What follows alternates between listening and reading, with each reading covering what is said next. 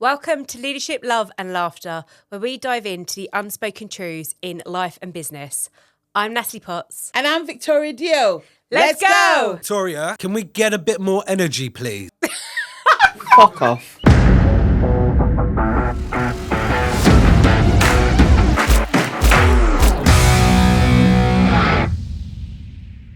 Welcome to Leadership, Love and Laughter. My name is Victoria Dioh and you are... Natalie Potts.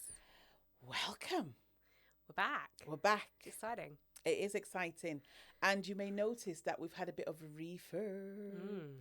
So if things look different, we haven't changed our studio. The studio's changed for us. That's what I'm going to say about that. Your demands. Of course. Thanks, Jay.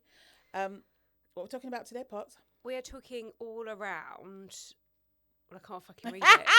I can't fucking read it. What's keeping you up at night? It's okay. What's keeping you up at night? Okay, well, let's do it again. Can we just cut that bit? Remember, let me write it down. I fucking remember. Cut stuff now. I'm so happy. Right. I remember the other shit. Right. Right, ready? Yep. You can say what we're talking about tonight, today, Potts. What we're talking about today, Potts? What keeps you up at night? What keeps you up at night? Not a lot. No.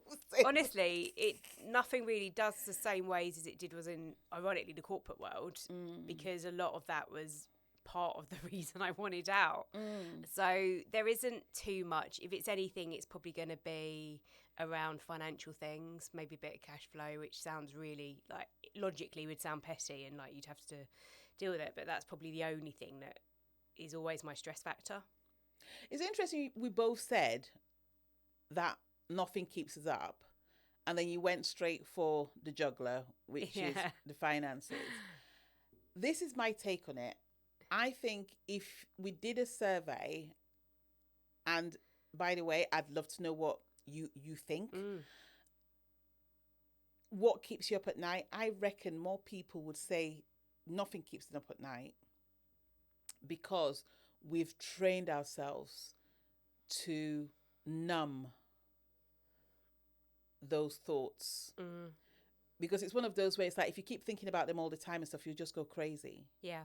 That's what I think is the reality. And I'd love to be proven wrong on this, because there's so much that goes on in life, whether you're worrying about parents and siblings and, just general safety, or like you say, finances. And we're talking about businesses and, whether it's our businesses or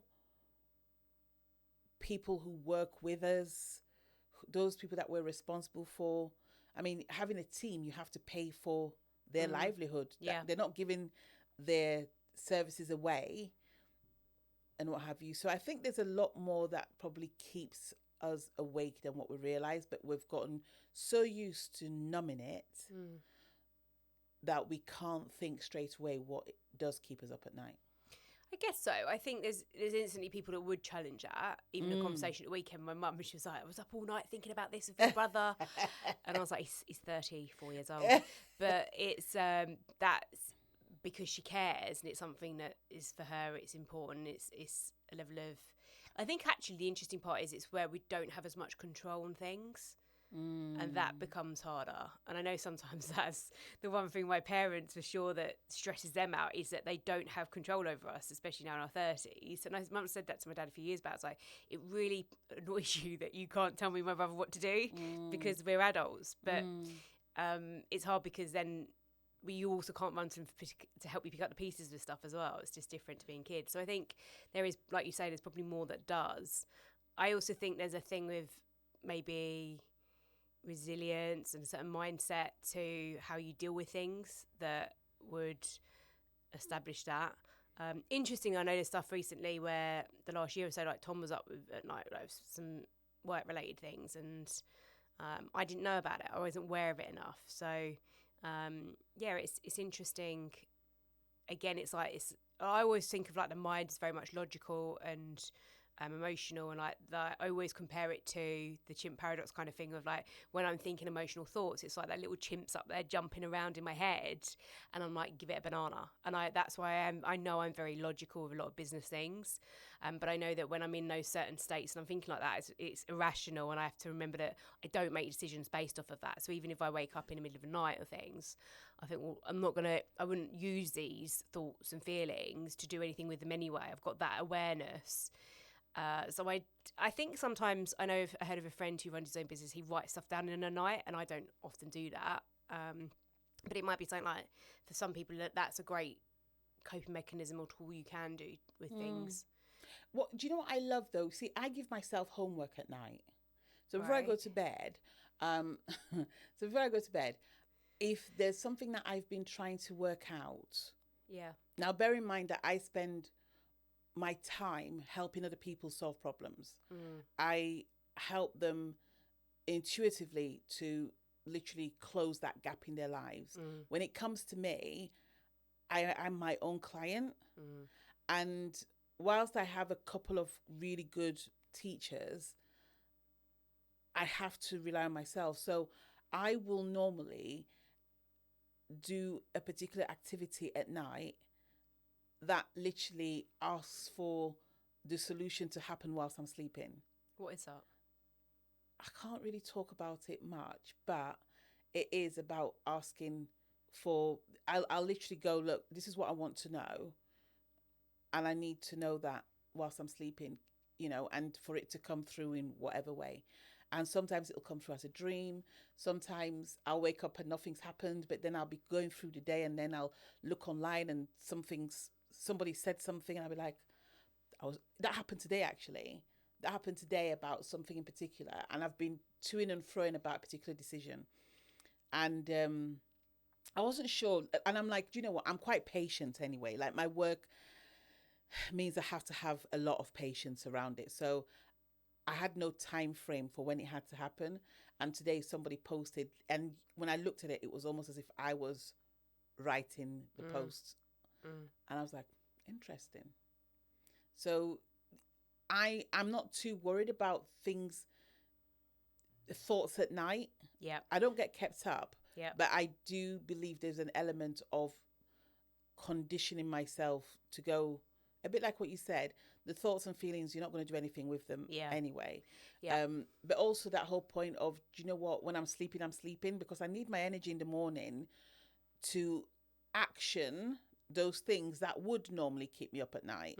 Does that make sense and stuff? So it's like I need a good night's sleep. It's a bit like, well, it is exactly this. There's a book I read, The Daily Stoic, every day about like meditation to Marcus Aurelius, and it's Ryan Holiday's interpretation of those meditations. And I've read it for years and years since I was given it by someone who was very into stoicism, and it's always resonated with me, and it's always just been a focus and kind of like my little thing that I do each day is read those. Like, to the obsession that I take pictures of them and have them on holiday as well, because it's just like that grounding each day. But there's one in that it was recently actually, it shared about Abraham Lincoln used to write letters and then file them away in his desk, and then the next day see how would you respond and react to them. And exactly that thought process of a go and sleep on it type of thing. And I guess because I know the awareness of, like I was saying, I'm not thinking rationally there, and it's very like up in the air. I just don't take it as literal. So I'll look at it the next day and again, like I'll know stuff like when it comes to the finances part, it's like, well, I'll just deal with it and I'll have to manage it, or I'll get close and lean into my finances, and I'm very good on doing those things. So that's like you say, like not a lot does keep me up at night. The only thing that used to in the corporate world was getting illegal visits in and anything around other people. That level of responsibility of that was where like it was on the line, like your job was on the line for that type of thing. That kept me up at night, knowing that you would due that audit anytime soon. And we always said it was like that's the only thing that kind of kept us up at night, because it would just be that moment in time, and it would just epitomise what would happen in your career as such in that time. So that would be the only thing. Yeah, I was thinking of something and it was really good, and then my mind's just gone blank as you were talking. I was listening to you and I was like, and I wanted to add this on. But here's one thing I will say is the whole process of thinking about stuff it's more about the action that you take Mm-hmm. around that. So, for example, you know, people are listening to this now, asking themselves, what do they think about? You know, Yeah. like what keeps them up at night? And a lot of the time, it's either stuff that we've not done, that we've let slip, Mm. or that we're scared of. You know what I mean? So, for me, years ago, the thought of my parents dying used to just freak me out. And I was a lot younger then. I was in my teens. So I would leave my phone on loud. Like I wouldn't like the thought of switching my phone off or putting it on silent at night was just like unthinkable. And then one day I just went, Vic, you're here in England. They're there in Cameroon. If anything's going to happen, there is nothing you can do. Well, now maybe, but then there definitely wasn't anything I could do. And I was like, you need to stop. And then I started switching my phone on silent. And now, about 98% of the time, my phone is on silent, even throughout the day, which is quite interesting. But I remember in my teens, I used to think that my dad passing away was going to be the worst thing that would happen to me. Bless his soul. He has passed away. It wasn't the worst thing, but it was bad, but it wasn't the worst thing that could happen. But I just couldn't fathom the thought process of that happening. So that used to keep me up at night. But nothing else really comes close. Like I'd worry about my mum, but not anymore. I mean, if I worry about my mum, I'll call her and stuff, and she's having a party, so there's nothing to worry there. So what's the difference now, though, in the fact that you have lost your dad and that you don't feel that same way for your mum? If she hears this, she'll be like, well, because she doesn't care about me. No, Maybe you do, because you ring her every single, like you're always on the phone to your mum. Yeah. Do you know what? I think it's age. I think you experience as well. Mm. You go through life and you realize, okay, so years ago, I remember calling my mum and she didn't pick up the phone. And I called and called and called and called. Now, my mum was a professional woman and she never sacrificed her career for her kids. And I'm so glad she didn't. But on this particular day, she wasn't picking up her phone. And then eventually she picked up her phone. I was like, where have you been? She said, I was out. I was like, you need to answer the phone when I call you. I was like, I thought something had happened. And my mum said something to me. She goes, what's the worst thing that could happen? She goes, even if I die, is really that the worst thing that could happen? Mm. And whilst I didn't necessarily agree with her, I was like, well, do you know what? She's right. Yeah, I know. She was just saying chill. It is so hard, though, because Gary Vee talks about a lot that he's the thought of his parents dying is the worst thing ever. And that's always sat with me since hearing him say that. And I was like, shit, that's a massive thing for me as well. And when you actually go like logically then break that down though, that doesn't help you in any state because it just makes me really like tense. Like that would keep me up at night. And I remember having conversations last year with Tom about, you know, losing my parents, and I get very upset even thinking about my grandparents that I've lost the last few years and been older as well. And also the loss of thinking like my grandparents when they were like even before I was born or very young, thinking about what would that relationship be like now, like the fact that there's a loss there. And that part's scary and things, but like you say, like when you think about exactly like your mum just said, what's worse can happen, you deal with it. Like you logically, like I'm saying, you would approach and go, well, I would deal with it, but in a state of emotions with everything, you'd think like, no, it would be really tough and I would really struggle, but for a period of time. But like, you know, like life moves on, but it's a certain attitude to one, life and death and everything. And I think sometimes that's the conversation that's not spoken about enough, is things like death and whether you like or not. Stephen Bartlett, he spoke about that at an event I saw him at recently, about the idea of death being really key to the whole theme of the night. And it was really interesting to look at it again, like that's what we're all going to, but we don't really think about that and we don't really have those conversations enough probably. But actually, even if you think about that, then it's the idea of death brings meaning. Do you know what? You can't, you know, loss, you know, is the price of loving. Right. You know what I mean? Yeah. And if you didn't love, then you wouldn't experience loss. Yeah. So it's that whole cause and effect thing, right? There's a Winnie the Pooh quote like that. Is there? Well, there you go. There you go. Wasn't I so lucky to have loved or something like that as well? Or Yeah, sounds like a Shakespeare one. But yeah, but true. it is. It's that whole thing of, it's the price you pay. Yeah. And do you know what? I'd rather have loved Yeah. than to not experience loss. Yeah. You know what I mean? Like Yeah. I'd always want to know what love is. Like when I walk, I was gonna say I've just got back from Cameroon. It's about 4 weeks now, but You're still in that mode though. I am still in that mode. You can tell, right?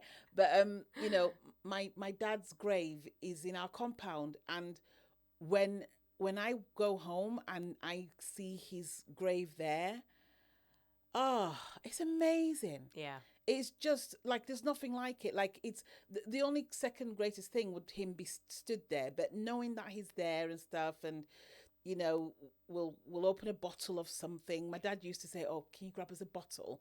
You'd be like, "Dad, what bottle?" Because you know what bottle. Just go into that room there. There's a bottle, and there'll either be a bottle of champagne or a bottle of wine and stuff.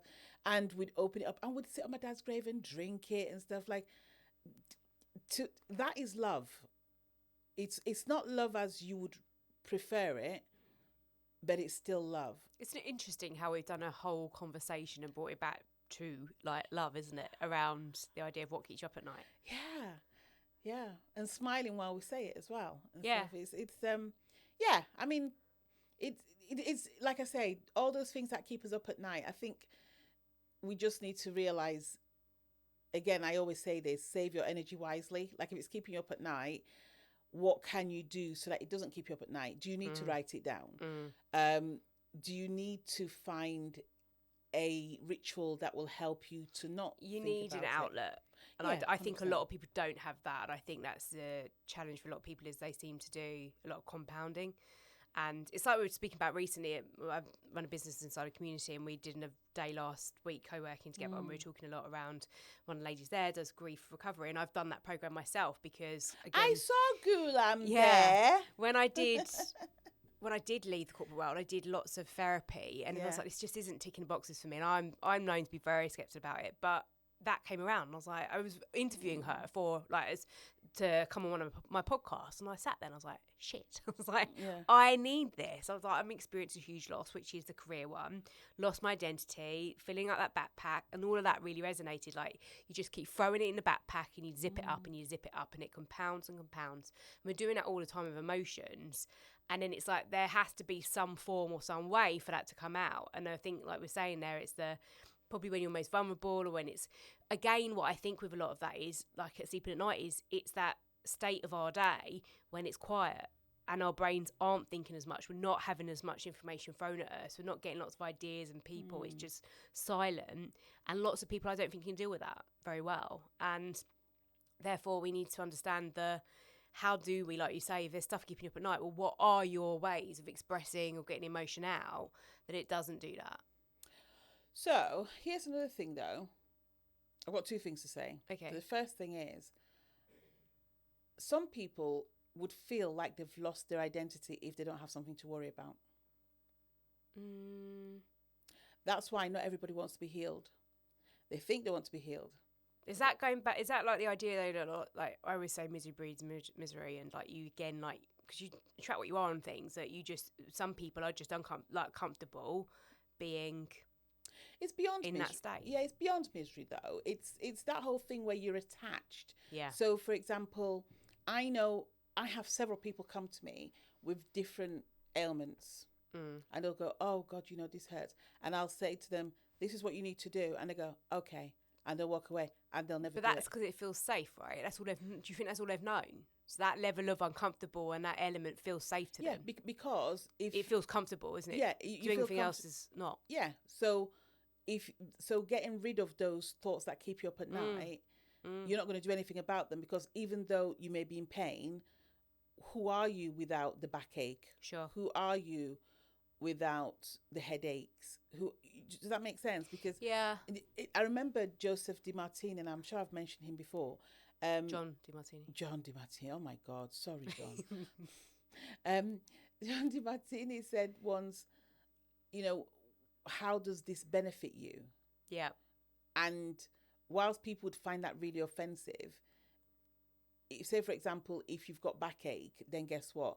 People will want to make sure that you're comfortable, that you get the best seat in the room, that you don't have to stand too long, that you get the escalators, maybe you get priority onto a plane and all of that and stuff. And it's very easy to misconstrue that as part of who you are. So getting rid of that pain in your mind means getting rid of all of those benefits. Yeah. Does that make sense and stuff? So all of that. But I tell you what does keep me up at night. There's one thing, and it's been going on for quite a while. It's been going on for like over a year now. Right. And so it's like, you mentioned your podcast. I've never been invited on your podcast. Oh. Just saying. You sure? I haven't. I got interviewed for something. It wasn't your podcast. You go on a summit I did, which was really good. And people were sharing about that the other day because I have it in my community. But I've not been on your podcast. But that's okay. I'm just saying. You are always welcome on Success on Your Own Terms. I haven't been invited. I'm just saying, you know, like. Well, you don't ask. Don't ask, you don't get in my world. Just saying. So I'm just putting it out there. So, about things. What do you think leaders would keep? What would keep leaders awake at night? Apart from what we've spoken about, because I think the responsibility of others. Like you, like epitomised that when you said about the when you're responsible and reliable for people's livelihoods and things like that, like where they're getting paid, like that's always sits on my thing of if I want to build a team and everything. It's like that's another level of different pressure that you take on, and I think it's okay for some people not to want that. Like I think there's a pressure again. People think, well, I have to have a team. I've got to have this. It's like you don't have to. I think lots of people it's a debate that sits there in my head of do I want a team or do I want to outsource everything, and you know, can you really be seen as a leader and all of this if you don't have a team? And I think you have to be honest with yourself about what you want and don't want, and sometimes I'd want that level of responsibility. It's massive. So I believe that you can be a leader without having a team, and I actually think that it says more about a person's leadership if they decide not to have a team. Yeah. I remember in my heyday, when if I didn't have a team, I would have kicked off. I'd have been like, where's my team and stuff. After having a team for so many years, I was like, it's okay. and I remember having a contract where they said to me, there's no team. I'm like, really? This is amazing. I'm like, that's okay. And I've also been in positions where I've come in without a team, and then I've been told, well, can you pick up that and that team? And I'm like, do I have to have the people as well? Because it is hard work. I know somebody who is experiencing a lot of team issues, and to the point where I think they feel like they're losing their mind. Yeah. Because there's the mind games. There's the fact that this person cares a lot. Yeah. And then there's just the pressure of doing everyday work. Yeah. As well. And I can guarantee you that this person, when they go to bed at night, they're not sleeping very well because the pressure of it all. And it's something that when we are identifying that things are keeping us awake, we need to either do something or seek help. Because it may not always be resolvable by our own actions. Does that make sense? So whether it's you go and see the doctor or you go and see, I don't know what they're called now, a therapist. Jokes aside, all of that, the best thing I've ever had for sleep is a car mat. I always joke people it's the best investment I've ever made. Oh, those... Like, again, in meditation, sleeping. It's like adult kid stories, right? Those No, like the Calm app, and it just does. It's got like meditation, sleep stories, and you just listen to those. And you can even have them with vocals, you can have them with music, or you can have them like wave music or something like that. Oh, or I see. Whatever. But there's loads of famous people do them now. There's one that my friend takes a mick at me because when we were on holiday, we shared a room and it would always be Matthew McConaughey on, and he was like, I just still have dreams of it. And I was like, I know, it's amazing. I said, would you have it again if we went on holiday? He's like, no. But that just gets me off to sleep straight away. It is like adult stories. But I think it that you depends. give kids. It depends what's keeping you awake at night as well. Yeah. Because here's the thing. So we're not parents. No. And as a parent, I can't even begin to imagine the fact that you don't sleep ever from the moment your child is born. Like, you don't, Yeah. you know, and I feel sorry for my mum because there's 6 of us.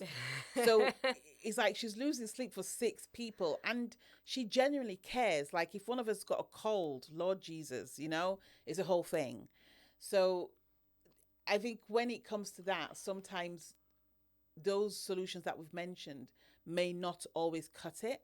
No, I think that's where we have the empathy to say, like, we can't have enough empathy on it because we just haven't done that. We haven't done it. But, you know, you've got to try things, right? Yeah. To then rule them out. Sure. At the end of the day. What else, Potts? I think that, like you've said there, the key part is that if it's something that's sitting on your mind or you do, it's you gotta have a bit more compassion with yourself, but then work like you say, like, is get some support for it as well. Yeah. Because I think one of the things I've recognised the last few years with a business as well is that sleep is like a non-negotiable for me now. Because again, like, I just don't function or think right, and when I don't do that, it's not about me just serving myself, it's how I serve others. And that, again, responsibility to show up in your business, show up for others as well. But I just don't do that the same way I've not slept. I think it's one of the best things for healing ever, is just to shut off, give yourself enough of it. And again, like, it's not about burning the candles all the time, it's about being able to give yourself enough space, time to think as well. Yeah, it is a healing process because your body needs to rest and it needs to repair to start the day ahead. And like you said, service, very important. And you've got to be careful. There's so much information coming at us all the time. And you can back up a idea with any research you can find towards anything online, and we have to be aware of that as well. And I saw something thrown out on Instagram the other day was about, like, we don't need as much sleep, we just need this and this and this. And I was like, then I see my friend's post who's in the, you know, as a PT, and he's always spoken about the importance of sleep, because that's how he worked with me on it. And you do, like, I absolutely massively believe that when people don't, okay, we'll go and see when you don't have sleep how you respond to things and react. Like, you're very emotional. It's not the same way. So I think seeing the importance in it as well. Yeah. That it's like you need to. So it's also, again, like one of those things that we're not educated on, isn't it? Like, we're not. It's a bit like it's the same as like breath work. I love breath work, and lots of people say it's not for me, or why do we need to know how to breathe? Like, we just breathe, and it's like, but we don't. We don't. And not again, the way we're meant to. Sometimes it's the same with those depths on stuff like sleep, you know, the most basic things that we think we know. Well, do you know it enough? Do you really do it? And just giving yourself that time to just think about the importance something has and meaning to it. Well, I grew up in I spent 12 years in a culture where if you slept, you were deemed as lazy. Yeah, see? So, you get up in the morning and it's really confusing, actually, because at boarding school, we were told we had to have a siesta. Oh, right. Which is why up until today, I love me a siesta. Yeah. I'll tell you. We had to have a siesta, which I fought against. I would fight still. So I was always being punished. So I was always the one having to carry bricks underneath the sun because I wouldn't sleep, because I just couldn't sleep. But now I don't need any convincing at all. And then, like that was a huge thing. But can I ask you a question? What time did you go to bed last night? Midnight. On the dot. With the calm app. Well, it's funny, right? Because we talk about sleep and we know what we need to do. But I was really naughty. Yesterday because we've had a 4-week bank holiday. Is that a 4-day bank holiday? 4-day. That's it. This is what happens when you don't sleep.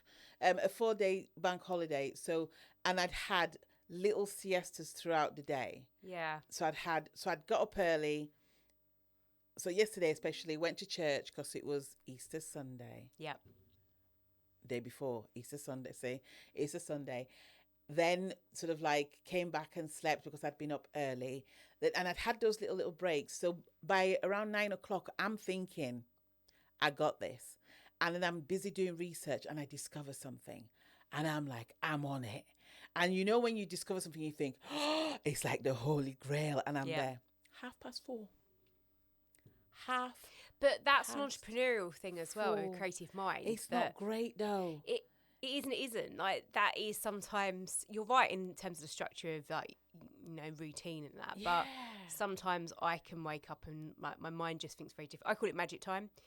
My magic time is between 5 and 7 in the morning. Really? Yeah. Mine's if I between read a 3, book, yeah. I zap through books, I laser it, and I Yeah. take it all in, Yeah. and I'll remember it crystal clear. If you ask me to do the same at 9 o'clock at night, I'll be out. Yeah. Oh yeah, completely. You do need your sleep to wake up, but yeah, it was amazing.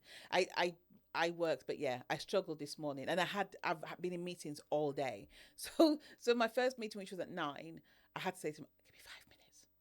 Give me 5 minutes," because I was like, if I don't do what I need to do before this meeting, I am not doing it, and my day finishes around 8 tonight. So we're on the go. I think the purpose of this episode is that it's a personal thing, and there's no right and wrong. No. And it's a more conscious thing. You just got to be more aware of it, and have you taken Yeah. the time to think about it and what it means, and make sure you see it as a priority. I know. Well, put it this way: I know that if anything keeps you up at night and stuff, you'd be calling me. But just don't. Rude, like, you're the only person up Just that's not don't. going to judge me. Yeah. Don't. Right. Well, that was a good one. Thank Speak you. to you soon. Take care. Take care. Bye. Thank you for listening. If you know someone who needs to hear this, please share it with them, and we would love you to subscribe. Remember, the insights shared only have value when you take action.